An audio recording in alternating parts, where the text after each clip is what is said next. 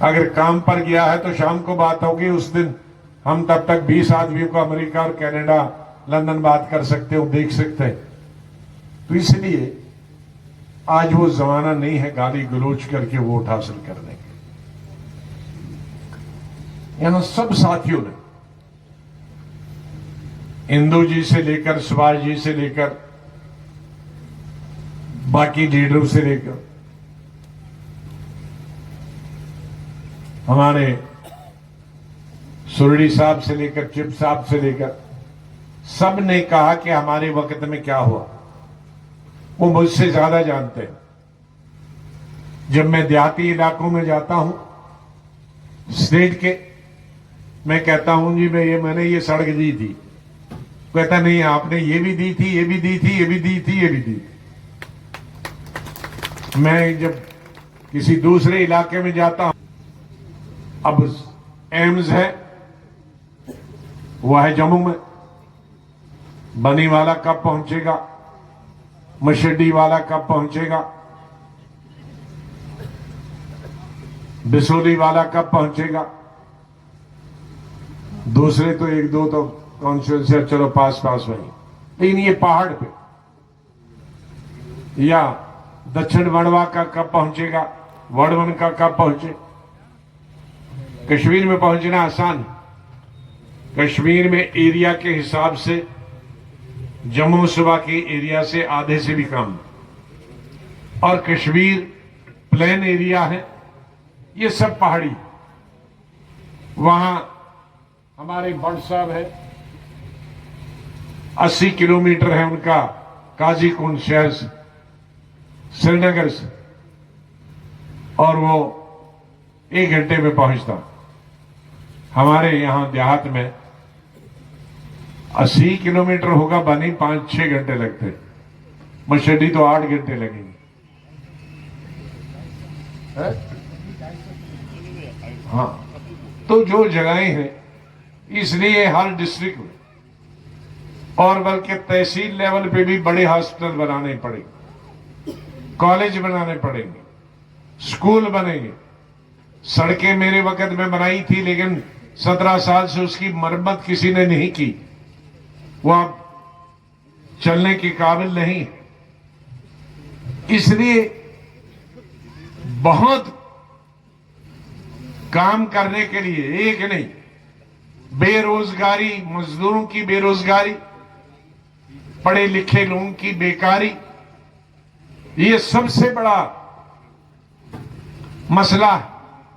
और इसमें हर धर्म और हर जाति के लोग वो बड़ा मसला हल कर दा। कुछ नौकरी लग जाएंगे, लेकिन लाखों लोग 10 लाख 15 लाख नौकरी में नहीं लग सकते, कुछ लाख लग सकते। उसके लिए टूरिज्म, मैंने 20 की 20 डिस्ट्रिक्टों में जगहें, कई जगह तो अभी 2 साल में ढूंढी, कई जगह जब मैं चीफ मिनिस्टर था, जहां टूरिज्म के लिए जगहें। जब तक सहयोग चाहिए, किसी दबाव में नहीं, काम के आधार पर। यहां हमारी स्टेट में 75 सालों ने सभी राजनीतिक दलों ने, सभी ने, कईयों ने तो 6-6, 7-7 दफा हुकूमत की, कई पीढ़ियों तक, लेकिन एक एक पीढ़ी वाले ने, 2-2 पीढ़ी वाले ने, सबने हुकूमत की है। तो अब आपको परखाने की जरूरत है, मेरे भाषण करने की भी जरूरत नहीं है। सुरड़ी साहब और चुप साहब के भाषण या नेता के भाषण करने की जरूरत नहीं है, या हमारे प्रोविंशियल प्रेसिडेंट करने की भाषण की जरूरत नहीं। जब आपको मालूम है, खुद जितना मालूम है उतना खुद फिर अपने बाप से पूछो, दादा अगर है, नाना है, उससे पूछो, तो उसको पूरा 75 साल का लगेगा पता कि किसने सड़कें बनाई हैं, कितने अस्पताल बनाए हैं, किसने स्कूल बनाए हैं, किसने कॉलेज बनाए हैं, किसने ईमानदारी से सबके साथ इंसाफ किया है। तो आप उसके विचार पर वोट दे दो। कोई गोली तो पीछे रखनी नहीं है, कोई बंदूक पीछे रख के तो नहीं कर दी है, कोई दबाव नहीं।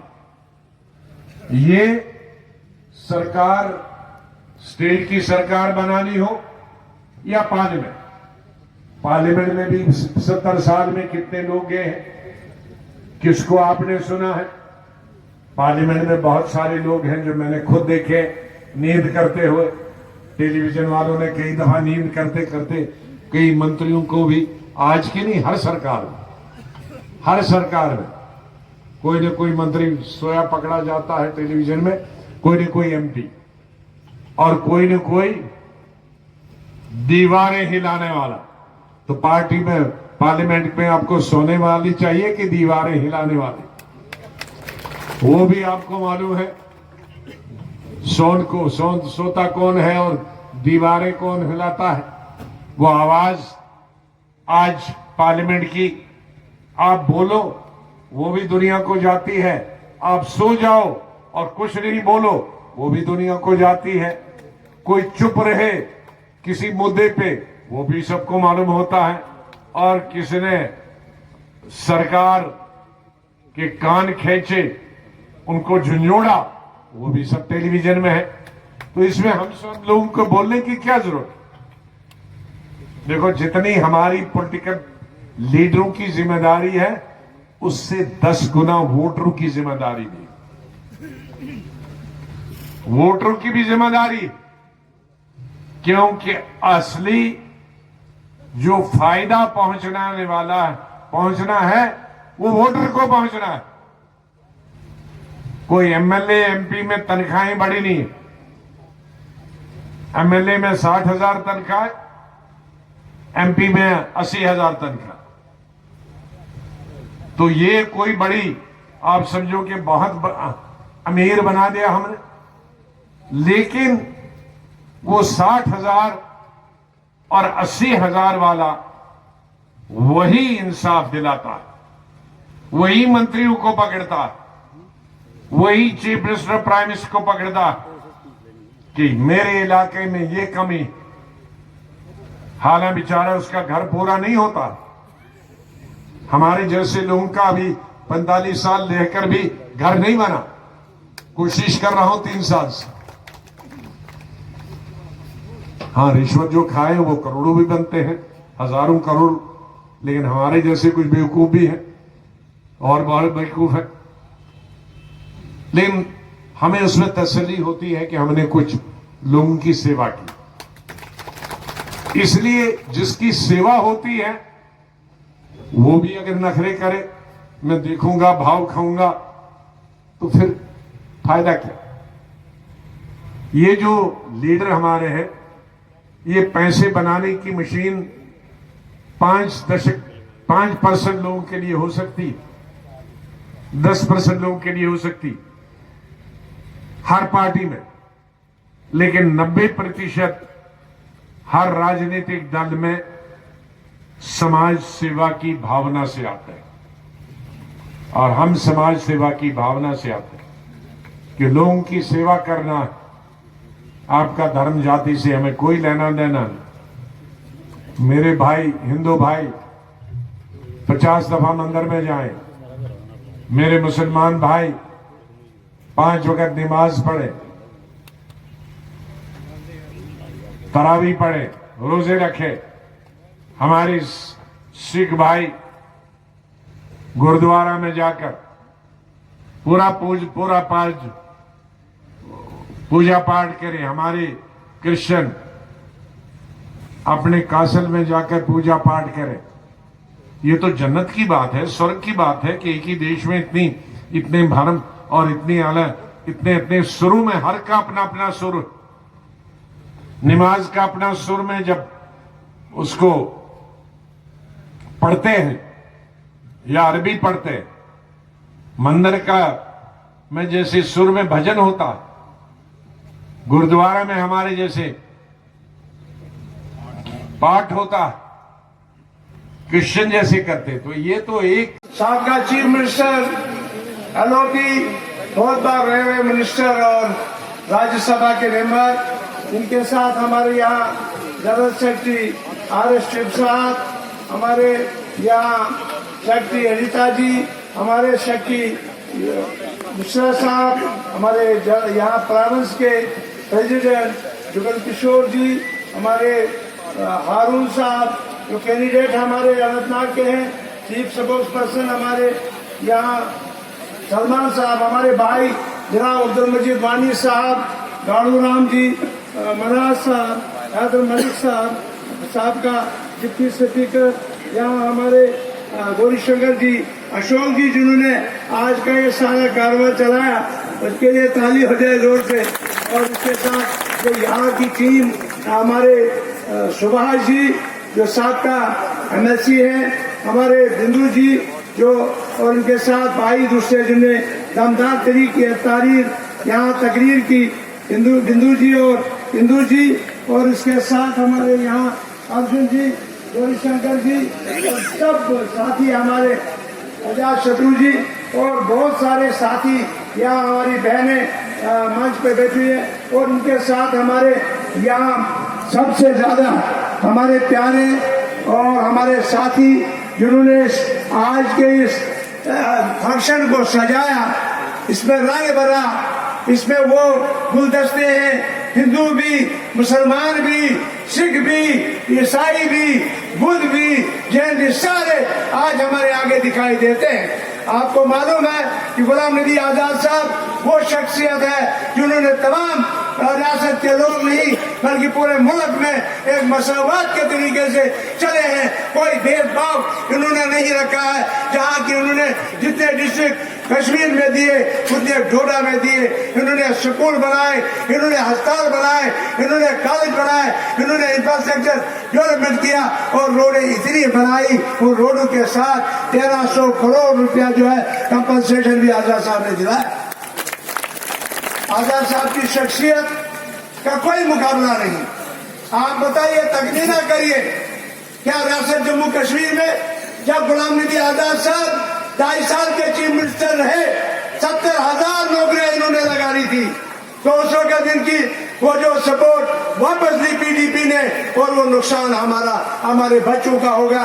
जो बच्चे आज ड्रग्स में मुलव्वस हैं, जो बच्चे आज दर दर की ठोकरें खा रहे हैं, हमारे स्कूल आज खाली, हमारे स्कूलों में आज टीचर नहीं, हमारे अस्पताल खाली, हमारे अस्पतालों में डॉक्टर नहीं, हमारी रोडों की हालत। मैं अभी सुन रहा था यहाँ 2-4 ब्रिज हैं जिनकी वो खस्ता हालत है, उनकी रिपेयरमेंट नहीं हो रही। जो सरकार रिपेयरमेंट भी नहीं कर सकी, जो सरकार इस सड़कों की हालत नहीं ठीक कर सकती, उस सरकार को हमें बदलना है नहीं बदलना है।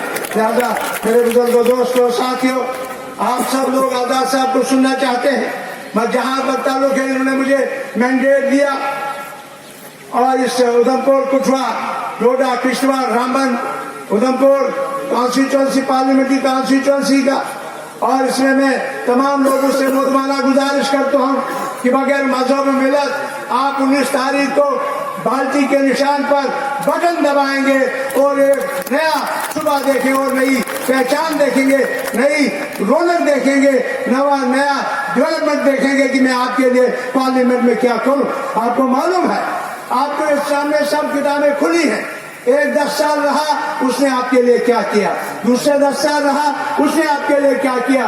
लिहाजा आज सोच समझ करके आपने कहा हम गुलाम नबी आजाद साहब को चीफ मिनिस्टर बनाना चाहते हैं। हाथ खड़ा करे जो चाहता है गुलाम नबी आजाद साहब को चीफ मिनिस्टर बनाना, और उसके साथ अगर चीफ मिनिस्टर आप बनाना चाहते हैं, हजारों लोग यहाँ जमा हैं, दूर दूर से आए हैं। मैं आपका मशहूर हूँ, आपका शुक्रगुजार हूँ। यहाँ कुछवा से आए हैं, यहाँ हीरानगर से आए हैं, यहाँ जसोटिया से आए हैं, कुछवा से आए हैं, हमारे बंडी बिसौली से आए हैं, हमारे हीरानगर से आए हैं, हमारे उधमपुर रामनगर से आए हैं, हमारे चिनेली से आए हैं, हमारे वेस्ट और ईस्ट उधमपुर से आए हैं। हमने डोडा, किश्तवाड़, रामबन के लोगों से मैं माफी चाहता हूँ। हमारे पास गाड़ियां उतने अरबों रुपया नहीं है, हमने गाड़ियों का कोई इस्तेमाल नहीं किया। हम शुक्रगुजार हैं लोगों के जिन्होंने खुद आके यहाँ हम आजाद साहब को ये इज्जत दे दी जिसका कमाल आपने आज सबूत किया यहाँ कुटवा के बाजार में।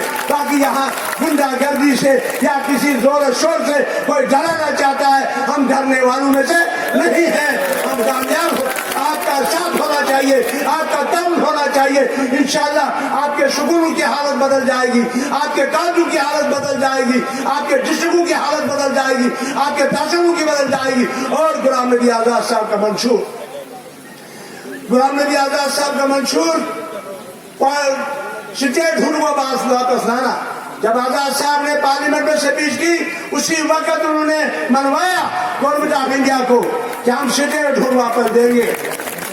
और दूसरी बात, बहुत मुबारक है हमारे लीडर को कि जो आते ही जो हम पे आफत पड़ी जमीन की, हमारी खालसा सरकार छीना गया, हमारी रोशनी की जमीन छीनी गई, हमारा जंगलात छीना गया।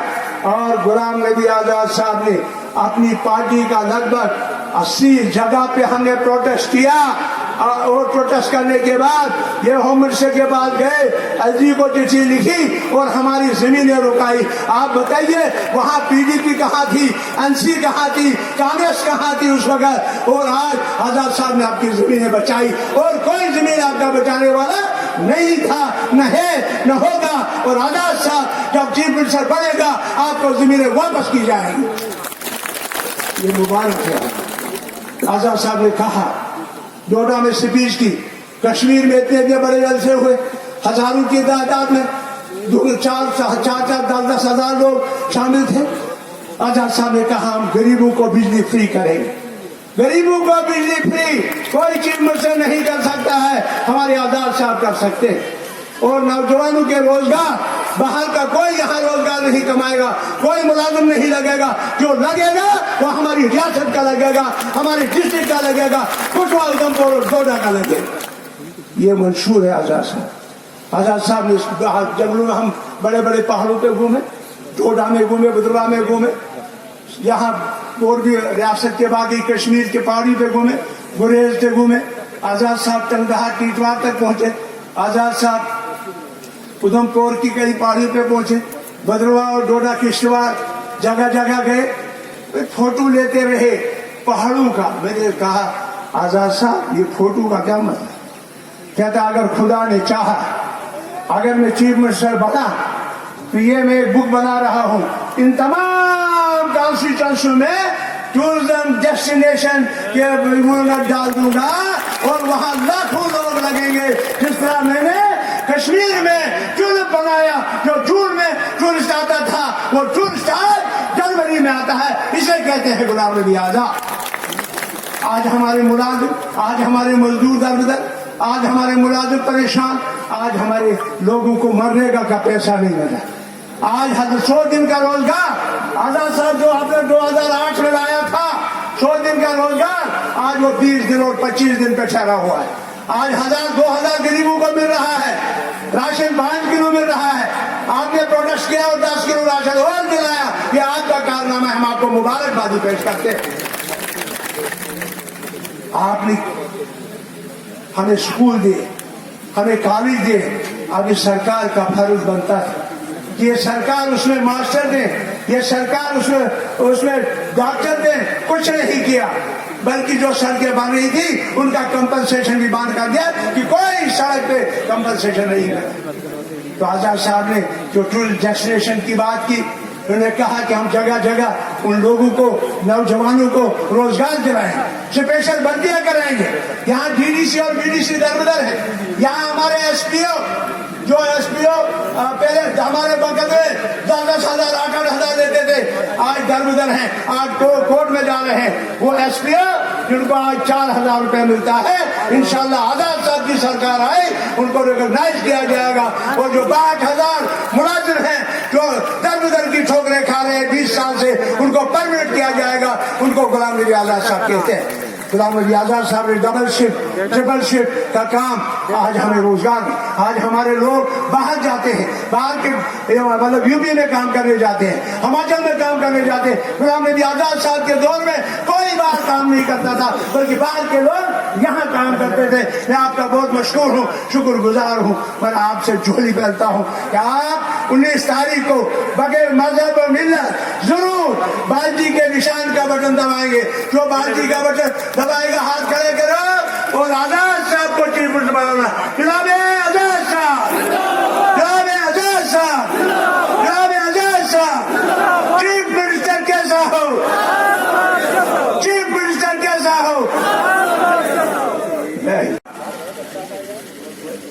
उधमपुर पार्लियामेंट्री हल्का से हमारी पार्टी के जनाब सरूरी साहब मंच पर विराजमान, क्योंकि मुझे 2 मिनट ही मिले हैं, मैं सबको एड्रेस नहीं कर पाऊंगा। जो भी मंच पर विराजमान हैं, साथी हैं जनाब एक्स डिप्टी स्पीकर गुलाम हैदर मलिक साहब, बिंदु जी, दूसरे सभी साथियों को मेरा नमस्कार, आदाब। तो आजाद साहब के बारे में मुझे लगता है कि बाकी पार्टी से या बाकी कैंडिडेट से कंपेयर करना नाइंसाफी होगी। उनके काम, उनके 28 महीना का जो भी कारकर्दगी रही वो किसी से छुपी नहीं है।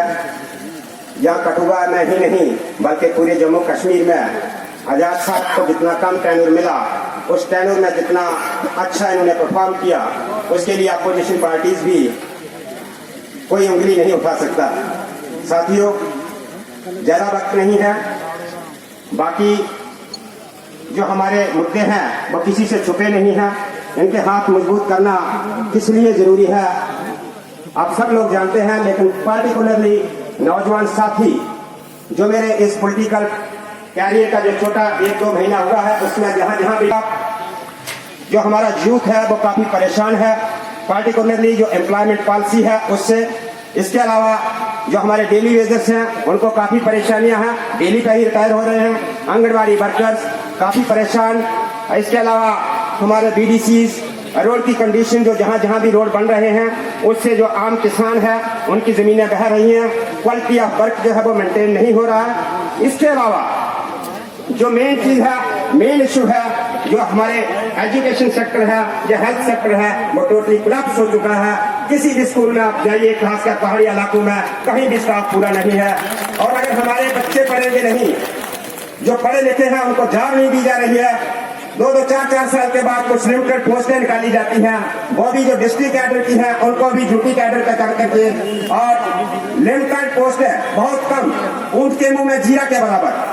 और फिर हमारा यूथ नालायक हो गया इस वजह से कि गवर्नमेंट की पॉलिसी जो है वो बिल्कुल खराब है।